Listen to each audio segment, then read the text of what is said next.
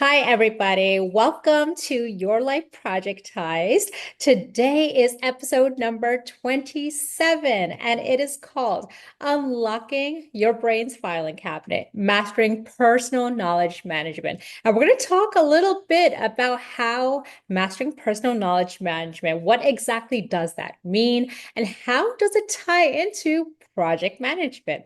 I have a special guest on the line today, but I want to mention, if you recall, this podcast used to be called Parmjit Speaks. It was named after me, your host, but I recognized that a better title was available that really emphasized what this podcast was about, and hence Your Life Projectized was born. So when Parmjit Speaks was the podcast name, I had today's guest on for an episode, but very unfortunately, as it sometimes happens, uh, we had a little hiccup with technology. So we are shooting that episode again today. And I'm so very happy to re-welcome our very special guest today, Allen Tyson. Allen, please say hello, introduce yourself, tell folks what it is that you do.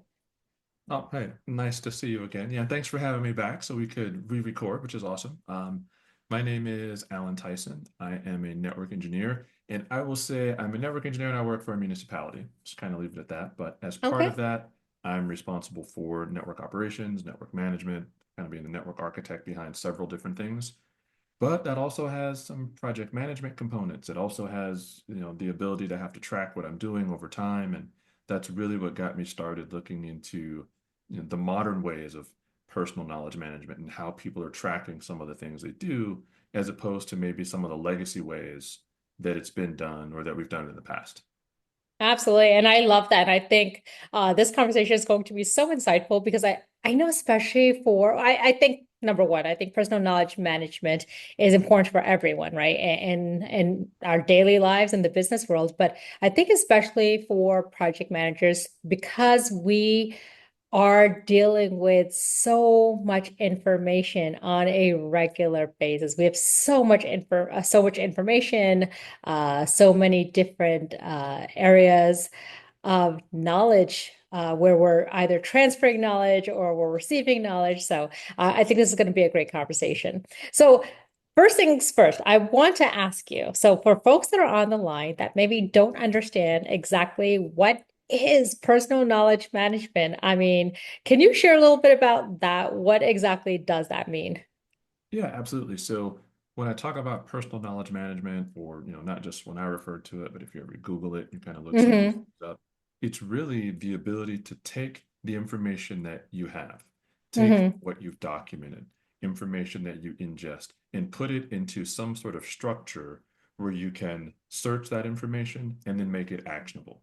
So, for example, we talk about projects. If you've worked a project Hmm. and you have all these different lessons learned, all these different things that you think next time when you do that project it would be better, or from this project you decide or you learn that there's additional pieces of information that you need to learn.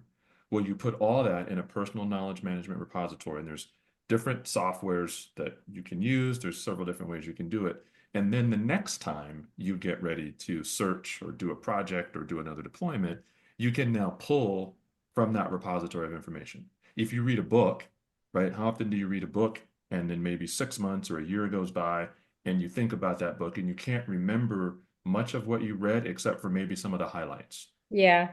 But Yeah. if you're using personal knowledge management system, you're taking the highlights from that book, you're taking the things that resonated with you, you're putting them in a system where you can recall that information, and then that gives you the ability to create a framework and say, oh, I read this quote from this book. This person said this. I want to apply it in my life. Here's that information. Instead of just investing time having experiences, but not being able to query the results of those experiences. Oh, wow. That's amazing. And so obviously that fascinates me because that first of all, I love efficiency and I love being able to really pull the data that I need when I need it, and to be able to pull it quickly and really to just to get the highlights, because sometimes I don't want to sift through all of this data. So Alan, what are some tools tools for personal knowledge management that either you have experience in or that maybe you may not have used, but that are out there that folks can maybe look into? Yeah, no, definitely. So there's several different tools that are out, and as things have kind of progressed, more and more tools have been released that have this core functionality. And I don't know if we have time, I might be able to give you just like a quick demo of like my system and how I do some things. But I would say you have tools like Roam Research. That's what I use personally. It's a paid tool, and Mm-hmm. it's built on this concept of kind of backlinking, where if I'm inputting data into the system, I can tag certain things based upon what I consider to be important. And then when I need to go back and look at those things, I can pull the data. So, for example, I might have lessons learned from a project. That's a tag that I use. I use lessons learned across the board. But then I'll tag things like Juniper and Cisco. I'll tag first floor, second floor. I'll tag different department names. And so now when I have to do another project, I can go back and look at here's all the things that did not go well that are related to Cisco, that are also Mm-hmm. related to Juniper, that are also related to deployment. And then before I start my next project, I can very quickly look at the things that went well, make sure I replicate those things. And then the things that didn't go well, I can immediately put those up front and make sure those things are addressed. And so Roam Research is one of those pieces of software. LogSec is a free open sourced version of, Roam Research essentially. It does the exact same thing. You have software like Obsidian, kind of built around a similar framework. You have Okay. Tana, built around a similar framework. So there's these different groups of personal knowledge management software that have come along in recent years, and they're drastically different than the things like Evernote or OneNote, where you're taking these notes in a static system that Mm-hmm. don't have a relationship between them. And these softwares, you can think of them like a graph database where these different pieces of information are connected to each other. And by finding this piece of information, you're Mm-hmm. able to find these connections. So maybe you can't remember everything related to a project where you made this mistake, but you can remember one piece of it. As long as you can remember one piece of it, then you can go back and pull all the associated tangential information. Oh, that's lovely. And I know that this again, so this is going to resonate with the PM community so much because a lot of us PMs will can attest that oftentimes, yes, and we document all those things that you just mentioned, right? We'll document what the project was about, we'll document what went well in the project, what didn't go well, what could have been done better, etc. But I think it's painful, right? Similar to what I was just sharing a little while ago, it's very painful to now go through all of that documentation and really have to figure out, okay, well, these are the things that went wrong. Let me make sure I avoid them, but really quickly pull up that information. I mean, there's several tools that make it a little bit easier, but I'd not heard of personal knowledge management before, so I'm fascinated. But that brings up another question in my mind, Alan. So, what is the difference? So, I've used SharePoint before, right? And I know in SharePoint you can use certain tags similarly to what you were just explaining to pull up data that you are, look to pull up specific data. How does personal knowledge management, how do the tools that you were just mentioning, how does that differ from what SharePoint already does? Yeah, it's a great question. So when you think of something like SharePoint where you're tagging things, and maybe you want to tag something like lessons learned, or you want to tag something like Nexus or Core, you go and you do a search for that specific tag, you pull that information back.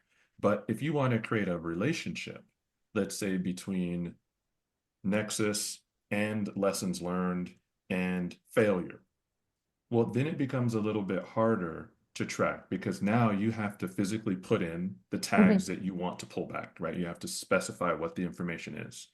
With a graph style database or using some of the modern personal knowledge management tools, when you're tagging those things together inside of a project, automatically those things immediately become interlinked. So you don't Hmm. have to know the three different pieces of information required to bring back that one thing you're looking for. You only have to know one of the three.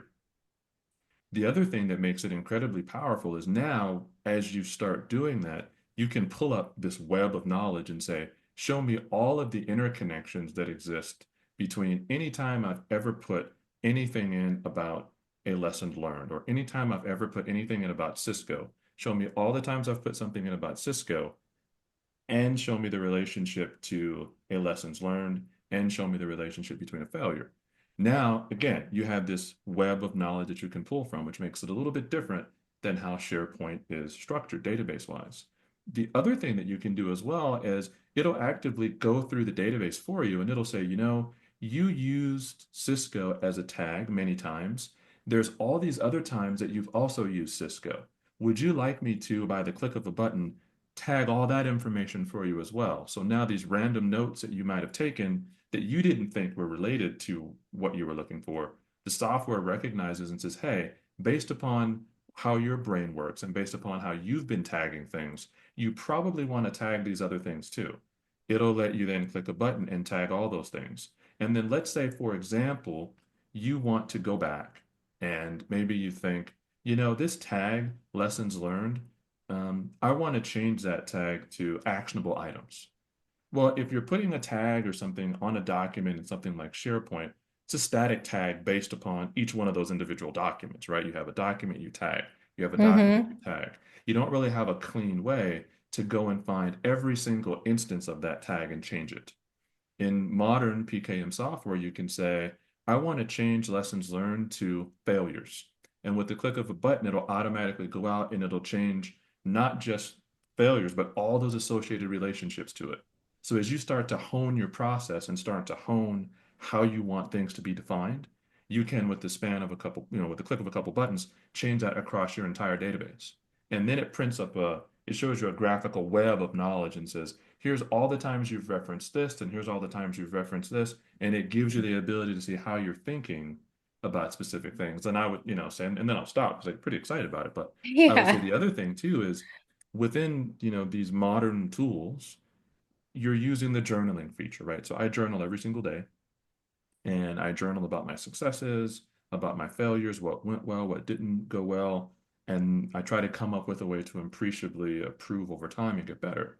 And so, since you're journaling inside the software, now you're saying things like, I read this really good article on neuroscience.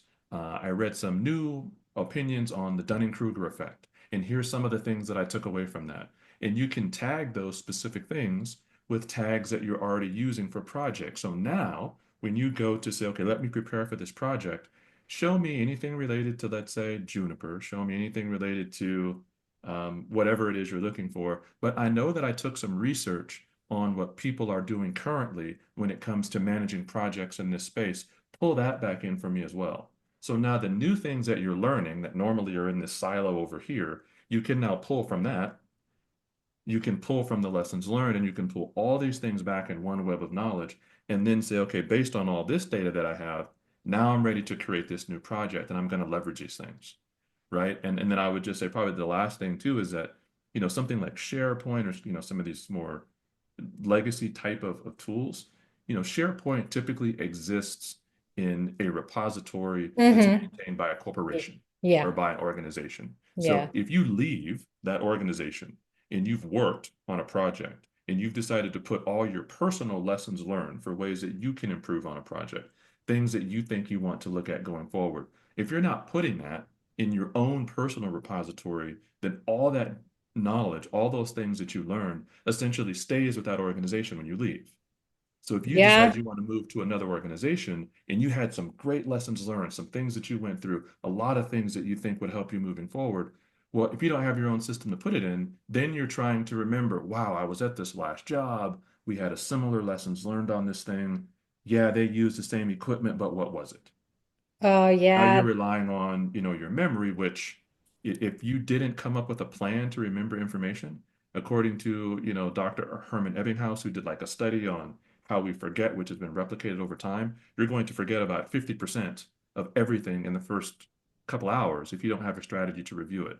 So by putting it all in one place, you're able to leverage knowledge and experience throughout your entire career each and every time you get ready to go to do a new project, which is also something that if you're relying on a centralized tool like a SharePoint managed by somebody else and you leave, all that data Yeah. goes away. I mean, it's honestly, it's so true. I mean, I can't tell you the number of times I've begun work on a new project in a new organization, right? Well, so as I'm a consultant, whether it's with a company, right, where that I'm employed with, or if I'm doing a quick project as a consultant, there are so many times that I wish that I could refer back to projects that maybe I've done with company B. When I'm working with companies, I wish I could pull that information, but obviously I left it with company A, right? So I no longer have access to that information. So it would be, I mean, I think this is terrific, because to the point you just made, if I try to recollect the project that I worked on and say, you know what, let me think about what all the things that didn't go well. Maybe I'll remember one or two of those things. There's no way I'm going to remember all of those things, right? Our brain only retains a certain amount of information. And so you also mentioned a term, and I remember you using this term the last time we spoke. So I definitely would love for you to touch a little bit on this. So I think you said spaced repetition optimization.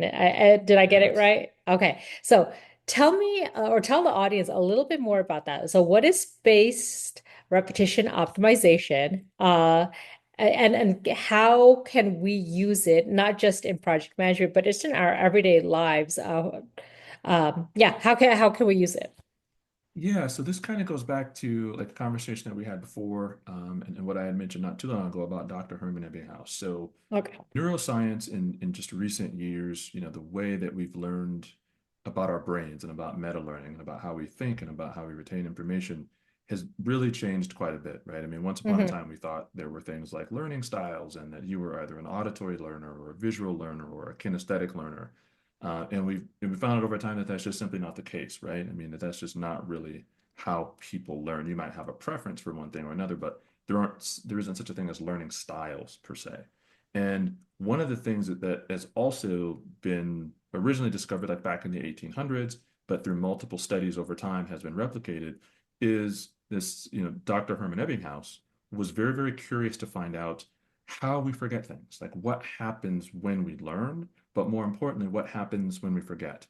And so he did this study, using kind of himself in a silo, but it's been replicated and people are at varying end of the scale, but the scale typically is exactly the same, which is if you don't take an active approach to your learning of Hmm. anything, um, outside of, maybe if you're learning something that's related to something that you already know, that certainly helps. But if you don't take an active role in learning and reviewing information, then typically after about an hour, give or take, you're going to forget about 50% of what you just came into contact with. Yeah. Roughly after about 24 hours, give or take, you're only going to remember about 30 to 40% of it. And then beyond that, there's a stark declination where things go down tremendously and you end up forgetting.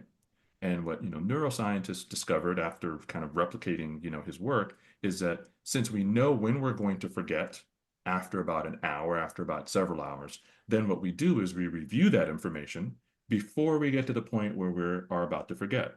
Then we remember a little bit longer. Then when we are about to forget again, based on the forgetting curve, we review again. And then over Hmm. time, what ends up happening is we end up remembering the information longer and not forgetting it. So if we're investing a bunch of time into something, if it's important to us, if we don't do any sort of active recall, we're going to forget that information.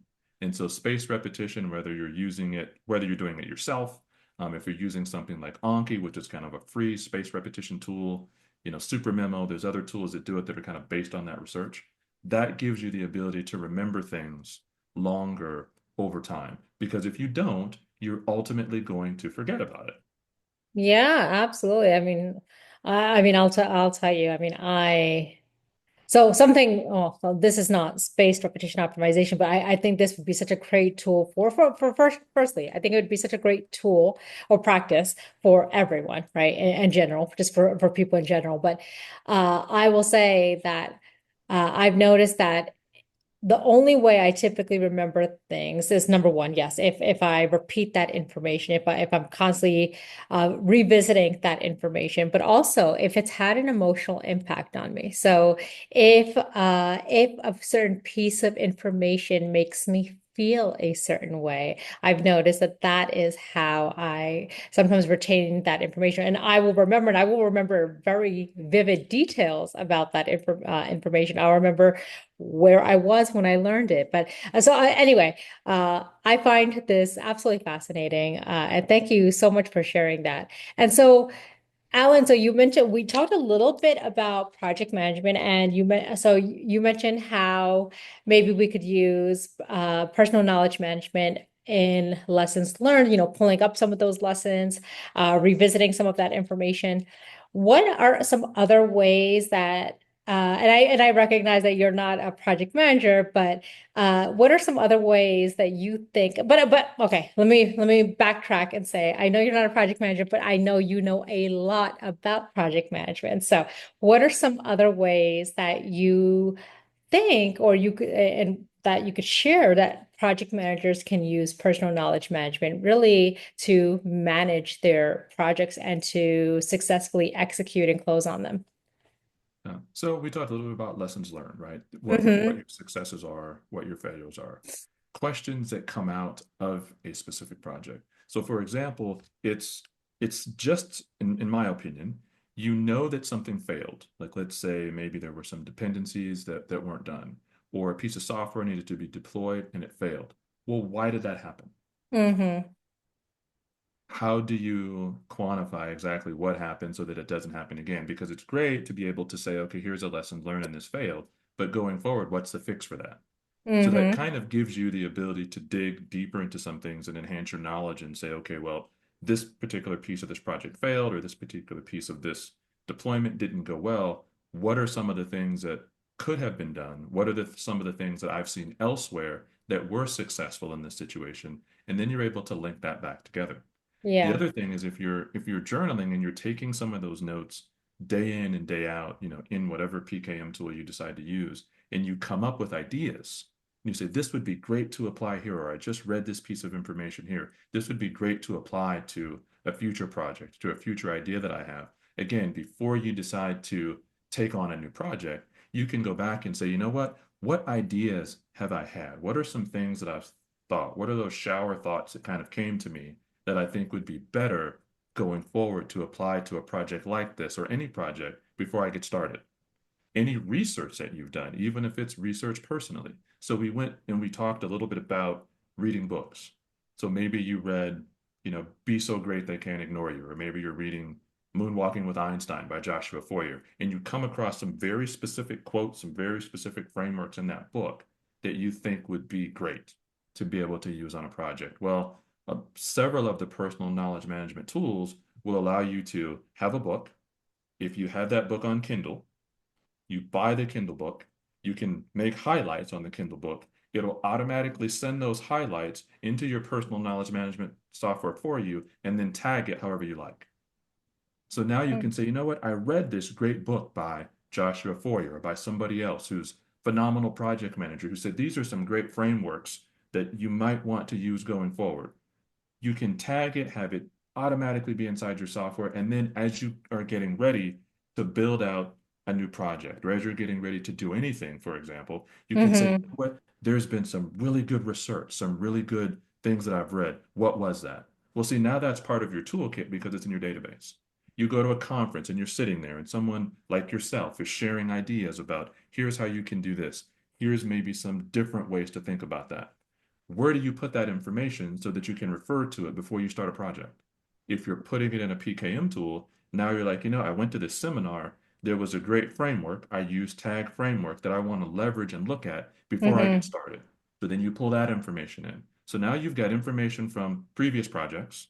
You've got information from books that you've read that you want to be able to use and get better. And you have information from conferences or webinars that you've gone to. And now you're ready to start a new project. And you have all these different vectors of information that you can leverage before you even get started, which is going to put you so much further ahead, give you so much more confidence about what you're going to do because now you have more data that you can leverage instead of just trying to figure out, yep, I heard this at a conference. Where's that note? I read this. Yeah. Where's that note? It's all in one place. And then as you put all those things together into one framework, now you can share that with somebody else. So maybe you want to share it with another project manager or a friend and say, Here's what my thought process looks like. This is what I did on this project. This is how I handled it. What do you think? Instead of just asking somebody for general advice on how you can improve, how you can get better, now you can show them your actual thinking process and say, Mm-hmm. review this. Here's the book that I read. Here's the information that I put in it. Here's what I got from this conference. I put all those things together. I managed my project in this way. What do you think? And they may look at it and say, yeah, this is really good, but there's actually a new piece of research that shows you shouldn't have done it this way. And yeah, you went to this seminar, but that person later on said to do it this way. And now you can physically show somebody what your thinking is and continue to improve and continue to get better. So I think if you approach it from the standpoint of it's not just for project management, it's not just for notes, it's kind of like a life operating system where you're putting all these things together, then you can continue to get better over time and appreciate. Wow. Wow. I'm just like, as you're talking, I'm just like, oh my gosh. How, firstly, how, and I think this is incredibly innovative, but I also feel that what a time saver. So, right, we have AI, which saves us as PMs, especially, I mean, it saves everyone time, but as project managers, I know it is great utilizing AI because it saves us a lot of time on some of those mundane tasks. But now, as you're talking about personal knowledge management, I feel like that is another great tool that would save us so much time on some of the tasks that we do and digging through some of that information. And so now I'm curious about this because as you were talking, I kept thinking, I was like, huh. Yeah, and I AI would is a great I use case. We could definitely talk about that because there's some things you can do with that. But anyway, go ahead. Oh Sorry. yeah, yeah, no worries, no worries. Oh yeah, I could talk about AI all day. I absolutely love it. In general, but also in project management. But I was thinking about as you were talking, because you said that you bought you got access to a personal knowledge management tool. That's something that you pay for. I'm curious, from a cost standpoint, what does that, and I realize it's going to depend on the vendor and maybe the bells and whistles you want in the tool. But uh, what does this kind of tool typically run somebody? Yeah, so I would say this, like I use Rome Research and I think it might be like 15 bucks a month or something like that, Okay. somewhere kind of in that price range. But Rome was, I want to say, an early pioneer in this idea of sense making and this idea of personal knowledge management and backlinking. And while I still use it and I think it's a fantastic tool, there are other tools that you can use that will give you similar functionality. So you could use LogSec. LogSec is 100% free, open source. You can download it on your machine. If you want to sync it up to the cloud and then have it sync to multiple sources, there's a cost for that, but you can get started with zero cost. You could use Obsidian and get started with zero cost, right? So it really depends on if you want that information to kind of sync up to the cloud and then push Hmm. down to like your phone or push down to your laptop or push down to multiple machines, then that's where you would get into like a minimal cost for something like LogSec. But just to get started, just to use it, it's free. Roam is 100% software as a service, so it's all online, right? That's Okay. important to you. That's an option. Obsidian, that's another option. Tana is a newer piece of software. It's a SaaS service. That's an option. So you can really get started at zero cost by using something like LogSec. Start getting your ideas there. And because they're built on a similar framework, if you wanted to export it out to Rome later, export it out to a different, system, maybe syncing is important to you, maybe it's not, then you can change. But you don't have to make any sort of initial financial investment at all to start documenting these things in a structure exactly like we talked about and being able to reference it. Okay, awesome. No, thank you for sharing that. And how secure is your data in this tool? I mean, something I will tell you, and I think a lot of people typically have this concern is when I'm entering my data into any tool, especially a software as a service tool, there's something that's on the cloud. I'm always worried about, well, who has access to my data? And so how can I ensure that I'm choosing a tool that has built in those safeguards to make me as a consumer feel comfortable that, hey, you don't have to worry about your data being misused because your data is safe. So with something like, what I use, which is like a software as a service, you have the ability to do total graph encryption or Okay. not. So you can essentially create a graph, and when you create a graph, it's private. You have to sign in with a username and password, but the data itself isn't encrypted unless you encrypt it. So for the graphs that I use, I make sure that I always encrypt them. And I'm the only one that has the keys, but according to Rome, I kind of have to trust what they say, but I'm the only one Yeah. that has the keys to that specific data. So when I sign in, my graph gets decrypted and I have everything. I also have some graphs that I use offline specifically. And those offline graphs only exist on my machine. So within the software, it kind of gives you the ability to create your own localized graph that exists on your machine. So if I want to do some personal things. I'll put some of those things like in this local graph that kind of sits on my machine. But most of the data that I'm in, and as far as like LogSec and some of the other tools, same thing. Once you start, syncing, there's like an encryption algorithm, but when it's running directly on your machine, then it's essentially as safe as the encryption that exists on your machine because there's no call home unless you force it to call home. But I would say Got the it. other thing is most of the data that I input from whether it's various projects or some of the things that I've come across, some of the lessons learned, they're not anything that's company proprietary. They're bits of data. Like Okay. for example, Netbox, which is an open source piece of software, always make sure that if you're going to use Netbox for X, Y, and Z, you don't forget to do this. Because if you forget to do this, this causes a problem. If somebody says that they have pushed a configuration using this piece of software, what I found is that if this flag was not set, then this causes a problem. So I'm not saving anything that's proprietary, but I'm saving like the important bits of data. And kind of to your point, earlier about, AI, which I got really excited about, is now that you're saving all this information essentially in one place Mm-hmm. at your discretion, you can export that information out of your personal knowledge management tool and you can import that into something like ChatGPT or Claude and say, hey, here's all the notes that I took on this. Here's all my lessons learned from this particular project, with just some maybe non-proprietary stuff. Based upon how I handled this, what is the current state of project management today based on what we know? And what are some things that I could do? Bring back some sources for me. So now, because you've got data that is actionable, now you can plug it into a tool like ChatGPT or Perplexity or Claude or any number of those systems, leverage kind of the framework and get better. You can tell it, you know what, act as a project manager who is Yeah. very well experienced with 20 years of experience, use the Socratic method with me, analyze my data, help me to understand the things that I've done well and how I could improve my thinking in projects based upon modern research and show me research, right? So the more data that you have, Mm-hmm. now you can take that and leverage it across the board in multiple systems continuously over time and continuously get better. But if you don't have data to give an LLM to be able to query against, then how do you get better? Yeah, But by yeah. documenting it, now you can. Amazing. Yeah, no, absolutely great and great point. And wow, gosh, you always have such great insights, Alan. I Oh, like thank you. I my don't think my so, but thank you. no, you do. You show yourself some grace. My mind is always buzzing whenever you and I speak because I feel like I have a million questions.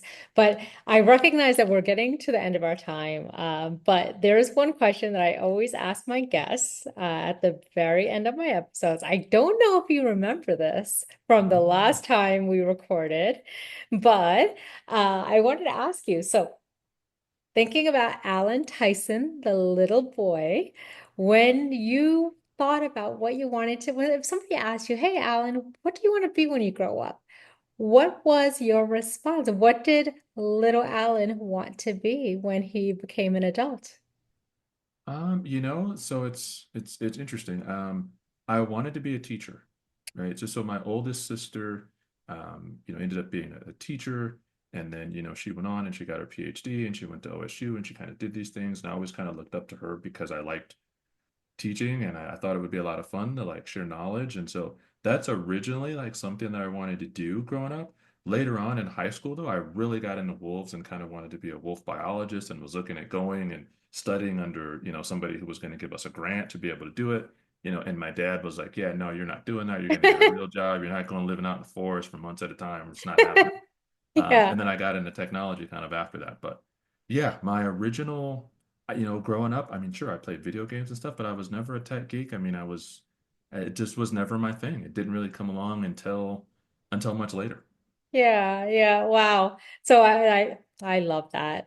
Gosh, how amazing would it have been if you got to spend your life studying wolves?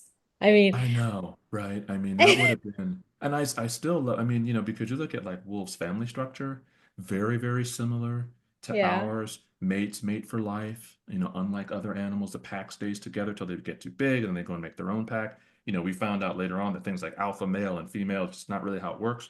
More like a regular family structure. So yeah, I always thought it would have been so much fun. Just because I love animals and I loved wolves and like L. David Meck, who was like just like this awesome wolf biologist and kind of wrote some great books. But yeah, anyway, I'm like getting off topic here, but that's what it would have been cool, right? I mean, so I haven't lost a passion for that, but I think I found some other passions in tech later on that I just probably never would have ever discovered, if my dad hadn't said no.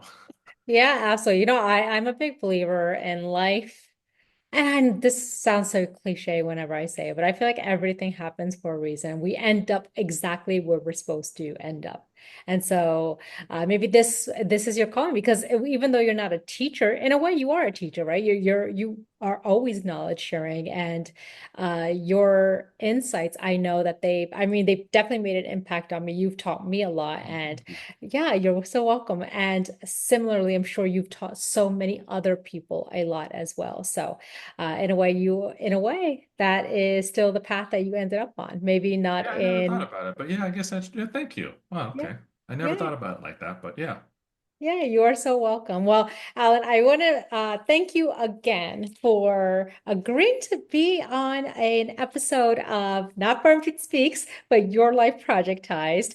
I think our audience has going to gain so much knowledge from our session. And thank you again for sharing about personal knowledge management, what it is, what the concept is, what tools are out there for individuals to take advantage. I think this was such a great conversation, and I truly, truly look forward to connecting with you again in the future. Thank you. Yeah, absolutely. Happy to be here. And I mean, if anybody has any questions or just want to see how I built my own knowledge graph out, feel free to ping me on LinkedIn. I'll be happy to share it with you. Absolutely. And as folks know, I always tag my guests. So Alan will be tagged. So as Alan just mentioned, reach out to him if you have any questions. So Alan, thank you again. Hey, my pleasure. Thank you.